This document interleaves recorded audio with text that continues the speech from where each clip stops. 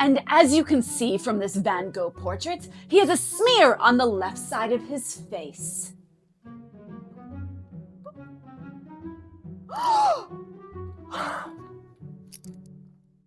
Sharon, your Tuesday meeting? Boring. Hi, everyone. Welcome back to another episode of Your Brain Explained. Here with Lissy Alden. I am your host, and I'm excited to make a total fool out of this episode by teaching you an element of the brain through one of the most embarrassing moments of my life. Now, let's go ahead and get started.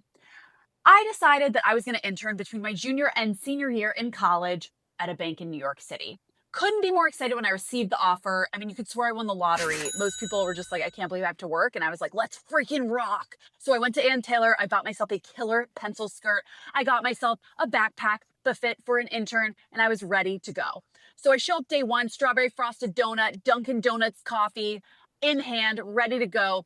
And I have my pen and pencil for my first meeting with my boss. Now, at the time, just as a background, I grew up all over the world and I had never really met anyone from deep Brooklyn. So let's just say that I show up and I am so excited when I meet a real live New Yorker. When my boss, we'll call her Emma Smith, shows up and she is, let's just say, like, not that excited to see me and says, "Hi, Lissy, welcome to the bank. We're excited to have you here. And I'm excited to have you working on a ruck flow." Now, I'm pumped. I'm like, my first assignment, and I barely cracked 3 minutes at the office. A ruck flow, Ruckflow. So I write this down and Google this amazing word because I had never heard it before. And I'm thinking, this is going to be good. They have me working on a super secret finance project because I go to the internet and I cannot find the word ruck flow anywhere. It's not even a thing. And so sure enough, I decide to go ahead and Google it on the intranet, which is specific to my company. Now, that word does not show up anywhere there either. And I'm thinking, yes, I nailed it. I have a project be fit for a queen. No one has ever seen this before. I'm going to rock this summer. So as things progress with my ruck flow, it turns out it's some sort of document. I'm filling it out. I'm interviewing people throughout the summer. And I think it's going well because I'm getting a lot of generally as positive as possible feedback as I could be getting from my boss at the time. Now, it's probably 6 weeks into the internship with one of my best friends. We'll call him Sam. So we're in the cafeteria. So what are you working on? It's a super secret thing. I wish I could tell you, but I can't.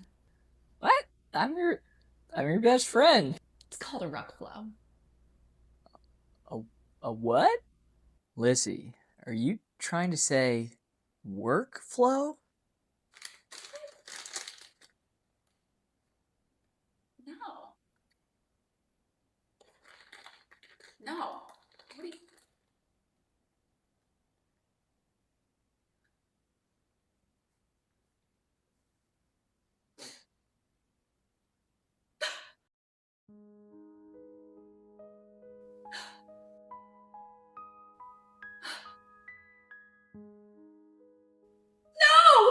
I mean, in my mind, I'm thinking cut to, I'm dead. So I excuse myself from the office. I go home and I am hysterically crying. I'm never going to get a job. I cannot believe this. I'm so stupid.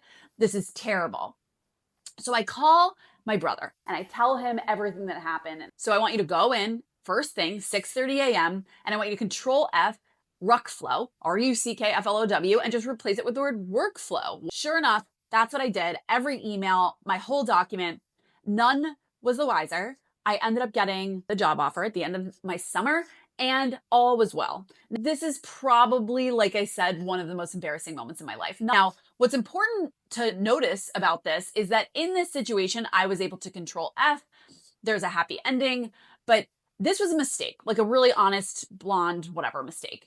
And this stuff happens all the time.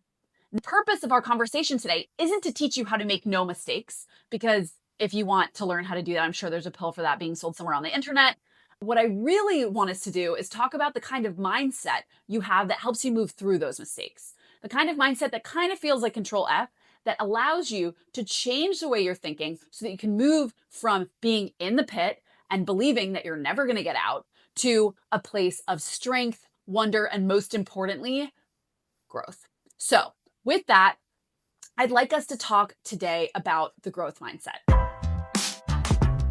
Now, I'm sure you've heard about it before, but today we're going to kind of define our terms and most importantly, talk about how to actually build it. Because I don't know about you, but the last time I spilled coffee, I wasn't able to control F and undo it, especially because it was on my friend's pants. So with that, let's dive in. Now, there's a couple mindset scientists, if you will, that I would like to reference here. First up, let's talk about Alia Crum. Alia Crum defines mindset as ways of viewing reality that shape what we expect, what we understand, and what we want to do. I like to describe mindset as the lens that we have on the world. It colors absolutely everything, and it's based on our feelings, our experiences, and really helps us understand whether things are good or bad. Alia Crum has two really famous studies. The first is called Mind Over Milkshake, and the idea was that just by being told that something would make someone full, they felt more full. Now, there was another study, it's actually my favorite. They worked with a group of housekeepers and they split them into two groups. One of them was told nothing, they just studied them. The other group was told that the amount of steps and work that they did every day at work met or even maybe surpassed the daily requirement that they needed to feel fit. Not only did these folks lose an average of 2 pounds, but they saw a decrease in the hip to waist ratio, a decrease in blood pressure, and a lower body fat percentage.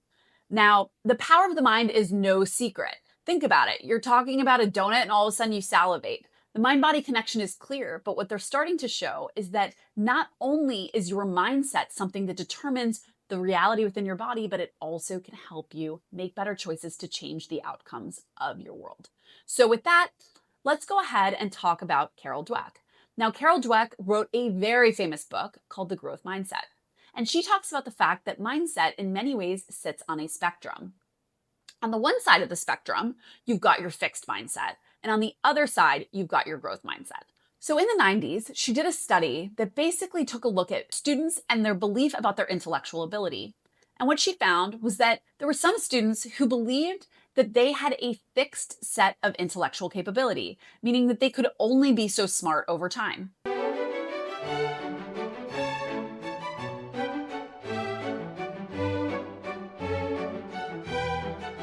And then there were others who believed that they could increase their intellect or get smarter over time.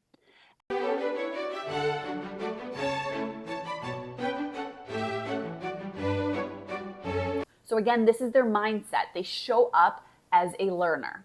Because at the end of the day, we need to teach people with a fixed mindset who don't believe that they can learn, that they can build a growth mindset. So twist with that, we're going to go ahead and dive into how to build a growth mindset. Now, how does this relate to my stupid story about the ruck flow? By having a growth mindset in that moment with the ruck flow, I was truly, madly, deeply able to move through that moment and believe that even though I had a moment of blonde, I could still work on myself, that things were going to get better, and most importantly, I could turn the summer around. You can learn how to build a growth mindset, even if you've got a fixed one, by me screaming at the camera about the 3 categories of work your brain needs every day to start to build a more flexible and growth-based mindset. So at Myndy, we have something called the Myndy model, and it's basically a framework to understand how you need to work out your mind on a regular basis. Now, what's important to understand is that there's 2 categories of work when it comes to mental fitness, just like physical fitness. The first are the basic daily movements that your brain needs every day to feel good. In physical fitness land, you can think about these like walking, standing, sitting, pushing, pulling. Now today we're going to go through these 3 mind movements that your brain needs every day to feel good, similar to those physical movements that we just outlined. And in the future, we'll talk about your mental muscles, which really help you build cognitive strength, flexibility, and endurance every single day. But you can't build muscles if you can't even move. Am I right? So with that, let's go ahead and dive in to the 3 mind movements your brain needs every day to feel good. And these are the things that are going to help you promote that growth mindset. So it's what we call stop, slow, and go. Now, stop is the practice of resting and building awareness in your mind. Or as we like to say, it's really about recovery. You cannot build a growth mindset if you can't stop and build awareness about what you're thinking about in the first place. Most of us are so busy Even during leisure time, we are double screening, or we're, texting our friends, or worse, we're doing both at the same time. This is a challenge because if you have no time to rest, you have no time to think. If you have no time to think, you have no time to reflect. And if you have no time to reflect, you have no time to understand whether you have a growth mindset or a fixed mindset. Now, in this mind movement, there are a bunch of ways that you can go ahead and build recovery into your day. First step, breath work. Really powerful. Taking a couple deep breaths. Or like I do, I put between 2 and 5 minutes on the clock and I lie down and I just breathe deeply. Sometimes I count when I'm really having a hard time concentrating or having a particularly stressful or busy day. Another way you can practice is journaling. Now, journaling is really just a fancy way to say writing your thoughts down. Okay. So all you have to do is take a piece of paper and really do what some folks call brain dumping. You write down whatever comes up on your mind at any one time, especially when you've made a mistake. You're really noticing how you explain things in your head. Now, again, there's a lot of other ways that you can build recovery into your day. You can take walks without your headphones on. You can talk to somebody else about what you're going through and have them reflect back to you what they're noticing. But at the end of the day, step one to building a growth mindset is building enough time into your day to recover, or again, build awareness in your mind about what you're thinking about in the first place. And next up, slow. You ready for this, people? Slow is the practice of expanding your perspective, or what we call cross training. Now, if you're typically a runner, this means maybe you do weightlifting or maybe you swim. It's about using different movements to basically create new physical patterns so that you can increase your fitness levels. Now, in mental fitness, it's the same, except in this case, we're looking to change the way that you are thinking by creating new ways of thinking. Now, the challenge is when we're tired, exhausted, or when we make a mistake and we are in our fight or flight and fearing for our life or our job offer, we tend to not think well, tend to, again, use shortcuts to keep us alive in that fight or flight state. Those shortcuts tend to be negative. So in order for us to move out of these moments, there is a whole slew of ways that we can be practicing what we call cross-training or slow. The first thing is by doing a reframing exercise. Now, this is really about making sure that you take an issue or a problem that you go through and you find a new way to look at it or put a new frame around it. So in my case with my internship, I could be saying, okay, I'm never going to get a job. The other way to frame it is that I was working with people who frankly did not tell me that I was making a mistake or correct me, which is a bit of an issue. I also was just trying my best to be my best. And at the end of the day, it actually was enough because I got the internship. So finding another way to frame it isn't about toxic positivity. It's actually about finding another version of truth that you can tell yourself so that your brain can calm down. Then there's things like self-talk. Talking to yourself is something all of us do. Martin Seligman, the founder of positive psychology, says that our thoughts are no better than a drunk person yelling at us on the street. And if you can name that voice that goes off in your head when you made a mistake or when things are hard, and notice when that person is talking to you, I call that person pissy because, as you know, my name is Lissy. What becomes a lot easier is asking another voice to come in or another version of self-talk when that's happening. So when Pissy's yelling at me saying, hey, I can't believe that you messed up your internship, I can ask my other person to come in, Kissy, this is really embarrassing, by the way, and say, hey, you're doing your best. And it sounds like you need a night off and everything's going to be fine and everything's going to be okay. So again, reframing your self-talk by naming the voices in your head can be really powerful. Another one that is really interesting is the yet game. It's really simple. You just add the word yet to anything you're going to say. Like, I'm never going to get a job yet, or things are not going my way yet. It's about containing the moment to the moment. Other tools like visualization, cognitive behavioral therapy, even real therapy, coaching, basically anything that helps you think in a new way is going to be what slow is all about. Last but not least is go. Go is the practice of making and recognizing progress, or what we call scoring. This is really about the part of learning that helps you hit the dopamine receptor so that you want to keep going. Fun fact, before the age of 18, most of us are literally given a pat on the back all the time. And then all of a sudden we turn 18 and everyone's like, grow up. Our dopamine goes down because in school you get grades, in life you don't. You have to find a way to feel good so that your brain can build motivation so that you can feel good, so that you can want to show up to whatever it is that you're doing again and build that motivation. It's really like a cycle. So in order to do that, you have to score. And there's a lot of different ways to make this happen. The first is counting your wins. Literally count them. At the end of every day, you can write 1 to 3. At the end of the week, you can reflect on these. But making sure that you're clear on all the things you're winning is essential because, like I said earlier, your brain uses patterns. And when you're stressed or you make mistakes, at the end of the day, your brain remembers the bad stuff because that's what keeps us alive. So you have to counteract all of the negative stuff that you remember with all the good stuff. And in order to do that, you need to capture your wins in one place. Have a piece of paper by your desk and write it down. Or you can obviously use the Myndy app to do that. Or even easier, have a Word document or a sticky on your computer where you just write things down when they go well.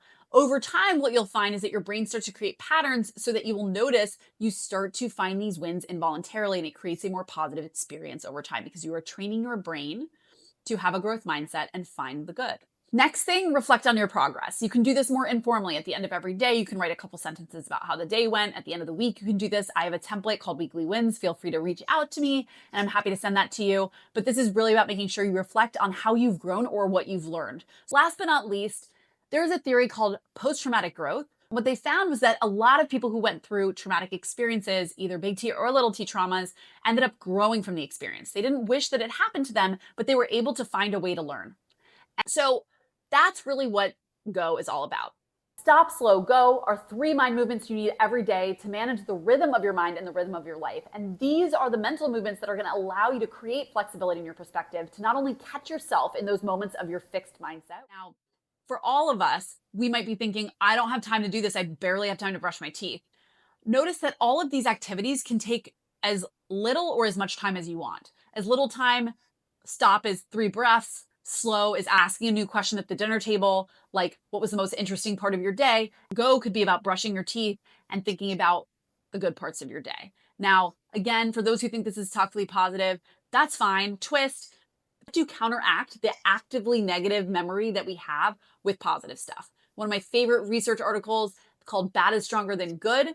They basically say that in 50 studies, in all but one case, our brain remembers the bad over the good. So we have to build good thought patterns into our mind to help us grow or build that growth mindset.